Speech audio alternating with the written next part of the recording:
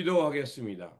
좋으신 아버지 하나님, 오늘도 저희들에게 이 아침의 시간을 허락하여 주시고 또 주님의 말씀으로 이 하루를 출발할 수 있게 하시니 감사를 드립니다.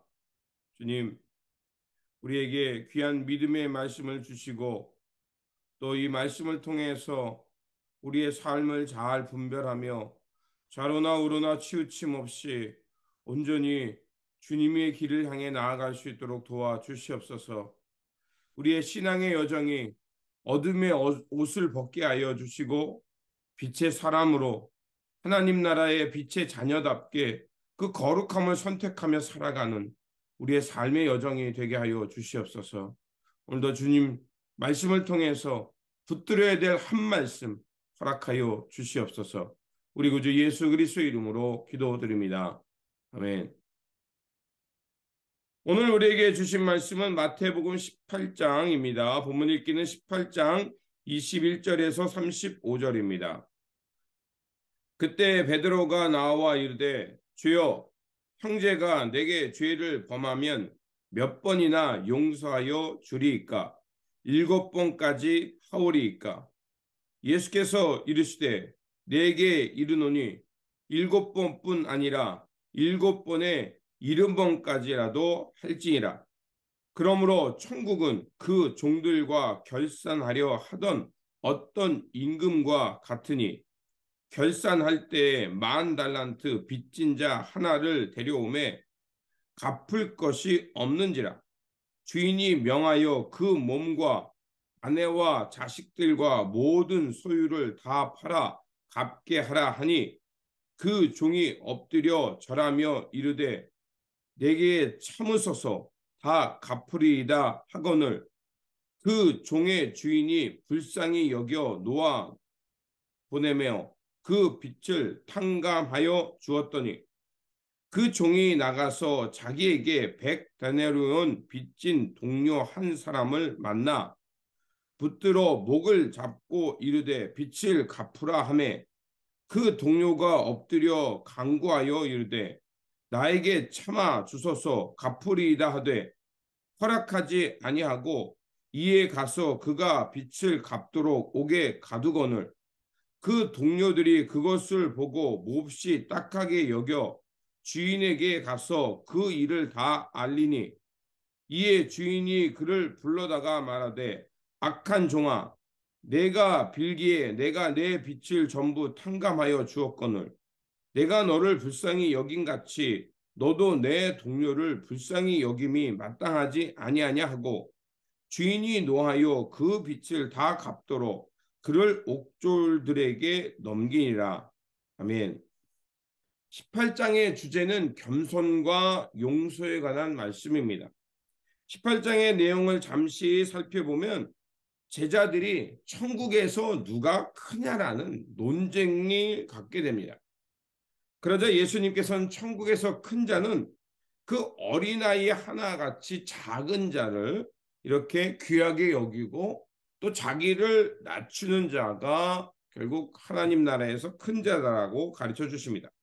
연이어서 그래서 예수님께서는 그 작은 자랄지라도 실족하지 않게 하도록 노력하라는 것입니다.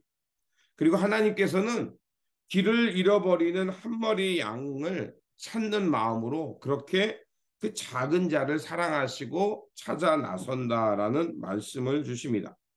그 다음에 그 형제가 범죄했을 때, 즉 교회의 가르침과 말씀을 따르지 않았을 때 3번에 대해서 권고를 하고 그럼에도 듣지 않으면 공동체 안에서 출교시키라는 명령의 말씀이 나옵니다. 그리고 그런 말씀을 다 하신 후에 바로 용서에 관한 가르침을 주십니다. 그래서 베드로가 7번이라도 용서합니까? 하라고 주님께 물으니까 주님은 그 7번에 70번씩이라도 용서해 주라라고 말하면서 바로 그 1만 달란트의 빚진 자와 그 100데나리온을 빚진 자의 그 비유의 말씀을 하십니다. 겸손한 마음으로 우리가 영혼을 귀하게 여기는 것은 참으로 중요한 것입니다. 왜냐하면 하나님께서도 한 영혼 한 영혼을 귀하게 여기시고 잃은 자를 찾아 나서시는 하나님의 마음이 있기 때문에 그렇습니다. 그렇게 예수님을 따르는 사람들, 주님의 길을 걷는 사람들로서 우리가 이 세상에서 지키며 또 우리가 가야 할 길은 무엇이냐? 바로 어린아이, 이 시대의 어린아이 같이 소외되고 또 어린아이 같이 그 구석으로 내몰린 사람들, 이 사회에서 빼앗기고 억눌린 사람들, 그런 사람들을 잘 돌보아 줄 줄 알아야 되고 그런 이들에게 관심을 가져야 한다는 것입니다.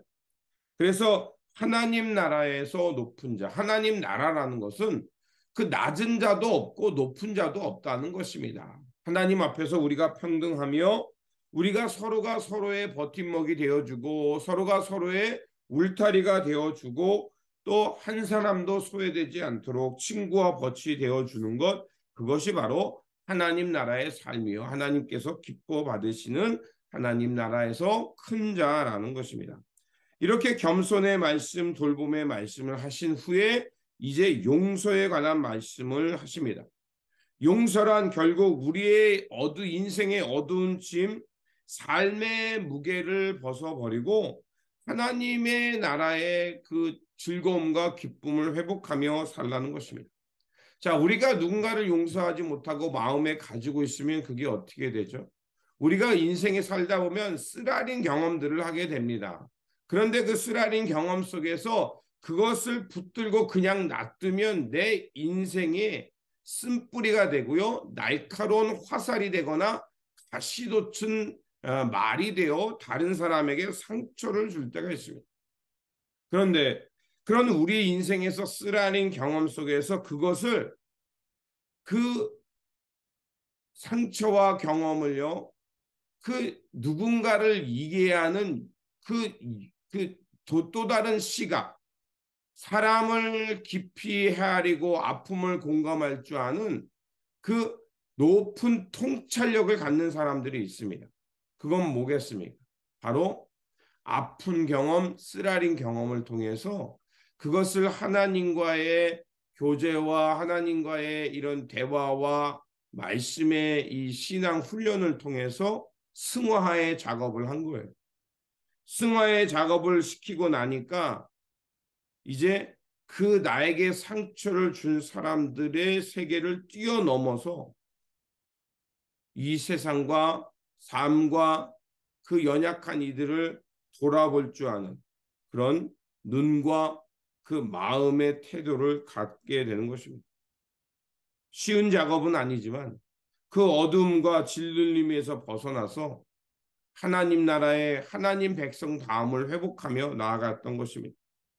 예수님께서는 구원받은 성도로서 어둠에 짓눌려 살기보다는 빛의 자녀가 돼서 자유인이 되어 살라고 말씀하고 있는 것입니다. 주님께서는 그 용서의 삶을 가르쳐 준 이유가 거기에 있습니다. 베드로가 예수님께 나와서 우리에게 잘못한 사람을 7번 정도까지 용서하면 되겠습니까? 라고 묻습니다. 7번까지라도 용서한다는 것은 매우 잘한 일이고 칭찬받을 만한 일입니다. 그런데 예수님께서는 그 베드로의 질문에 7번에 70번까지라도 용서하라고 말씀하십니다. 용서한다는 거 쉬운 일 아닙니다. 상대방이 자신의 잘못을 인정하고 참여하며 나올 때 상처 입은 사람, 아픔을 또 빼앗김을 경험한 사람이 그 사람의 참회 가운데 용서와 화해의 삶이 이루어지는 것입니다. 그런데 우리가 세상에서 또 여러 가지 일들을 통해서 이 상처를 가한 사람이 내가 하나님 앞에 고했더니 하나님이 나 용서해줬다. 셀프 용서를 해버리거든요. 이거는 잘못된 용서입니다. 주님께서 말씀하시는 것은 그런 잘못된 용서를 우리가 하라고 용납하라고 말씀하는 것이 아닙니다. 예수님께서 말씀하시는 그 7번에 70번씩 용서의 삶을 살라는 것은 우리가 잘 살펴야 합니다. 용서라는 것은 그리스도인들이 가져야 될 길을 말하는 것입니다. 내가 용서의 삶과 또 화해의 삶을 추구함에 있어서 어떻게 용서하고 화해하며 살아갈 것인가를 말씀하신 겁니다. 주님께서도 그 마태복음 그 7장인가요? 하나님 나라의 백성의 삶에 있어서 내가 누군가에게 하나님 앞에 예배를 드리러 가다가 누군가를 상처 입힌 일이 있고 누군가에게 해를 입힌 일이 있으면 어떻게 하라고 합니까? 예배하러 가다가 예물을 잠시 내려놓고 먼저 가서 그 사람과 화해하고 하나님께 나와 예배하라고 그랬습니다. 그게 하나님 나라의 백성의 삶입니다. 그러니까 주님께서 지금 말씀하는 용서의 삶은 우리가 이 땅에서 삶을 살아갈 때 누군가가 나에게 화해를 청해 오고 자신의 잘못을 참회하며 자신에게 나오고 자신이 잘못한 것을 인정할 때 우리가 그들을 향해서 몇 번이나 용서하며 살 것인가, 그들을 용서하며 어떻게 화해하고 그리스도의 공동체로 받아들일 것인가, 그 얘기를 하는 겁니다. 무턱대고 어떤 상처받은 사람, 빼앗기고 억눌리고 죽임당한 사람에게 그거 하나님의 뜻이니 가서 용서해, 이렇게 하라는 얘기가 절대 아닙니다. 용서의 삶을 통해서 우리가 깨달을 것은 내가 하나님으로부터 먼저 용서받은 사람이라는 것을 생각하고 누군가가 나에게 잘못을 인정하며 용서를 구할 때 몇 번이라도 용서해 주라는 것입니다. 그렇게 해서 그리스도의 공동체, 화해와 돌봄의 공동체를 회복하며 살아가는 겁니다. 오늘 비유의 말씀을 보면 잘 이해할 수 있습니다. 어떤 종이 주인에게 10,000달란트를 빚졌습니다. 그래서 주인이 계수하는 날 그 종에게 너 나에게 10,000달란트 빚졌으니 10,000달란트 다 갚어. 네가 갚을 능력이 없으면 자식이나 네 몸을 팔아서라도 네 전답을 팔아서라도 그것을 다 나에게 배상해. 내 빚진 것을 갚아 라고 얘기했습니다. 그러자 이 종이 주인에게 엎드려 내가 그것을 다 갚을 능력이 없습니다. 어마어마한 빚을 졌기 때문에 내가 갚을 능력이 없는 것이었습니다. 그러자 그 임금이 그 종을 불쌍히 여기고 그래?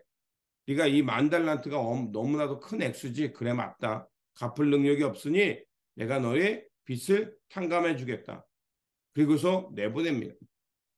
그러다가 이 10,000달란트의 탕감받은 사람이 자기의 집으로 가다가 100달란트 빚진 다른 종을 보게 되었습니다. 그 종이 그 100달란트 빚진 것을 갚을 없어서 청합니다. 내가 갚겠습니다.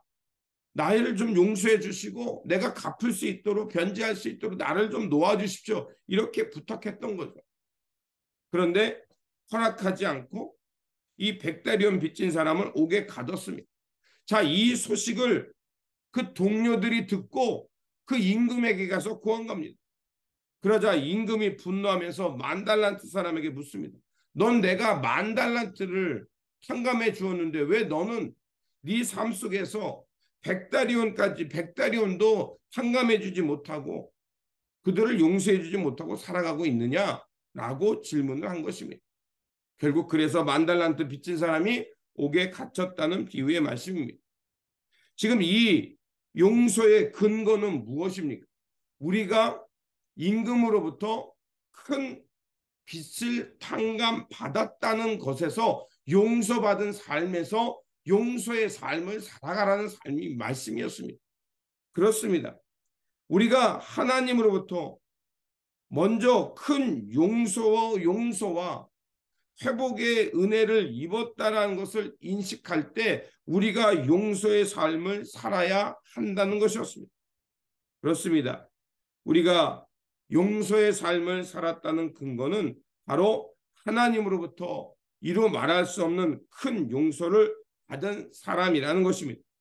그럴 것을 깨달을 때 우리는 용서의 삶을 살아가며 하나님 나라의 평화와 화해와 그 구원의 기쁨을 회복하며 살아갈 수 있는 것입니다.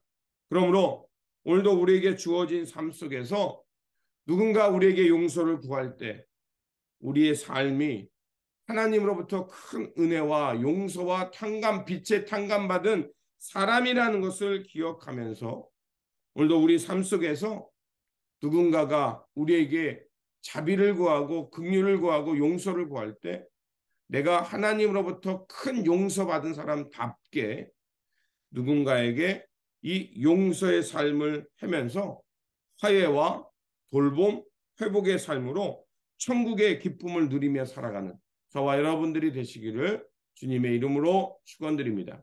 기도하겠습니다. 자비와 긍휼의 하나님, 우리를 예수 그리스도를 통해서 죄와 사망에서 우리를 구원하여 주시고 우리의 죄를 용서받게 하여 주시니 감사를 드립니다.